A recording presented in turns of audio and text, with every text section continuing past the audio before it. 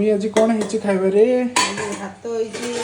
अच्छा भात मम्मी सब से नॉर्मल राइस करूछ टिके डिफरेंट ये करनु करवा आज नॉर्मल खाइ तीन दियो। थर कहि सालानी करवा केबे करनु हां ठीक अछि आ कोन मम्मी डाली होइछि। डाली प्लेन डाली हां प्लेट डाली होइछि आज। अच्छा आज कोन करछु मम्मी दही बाइगण होइछि। दही बैगण अरे वाह दही बैगण तो बहुत स्पेशल देखाउछि वाह दही बैगण बस जी आलू पोटल सब्जी हाँ सादा होइछि पोटल।